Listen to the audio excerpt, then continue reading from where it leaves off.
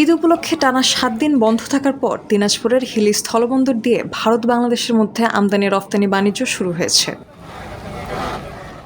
একজন দুপুরে ভারত থেকে আমদানিকৃত বাদাম বোঝাই ট্রাক বাংলাদেশে প্রবেশের মধ্য দিয়ে দুই দেশের মধ্যে পণ্য আমদানি রপ্তানি কার্যক্রম আবার শুরু হয়।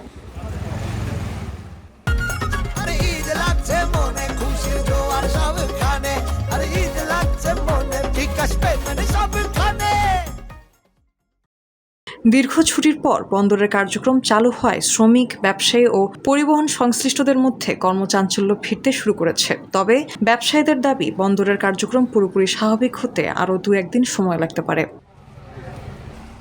বন্দরের কার্যক্রম শুরু হয় রাজস্ব আদায়, পণ্য খালাস ও পরিবহন খাতে আবারও গতি ফিরবে বলে আশা করছেন সংশ্লিষ্টরা।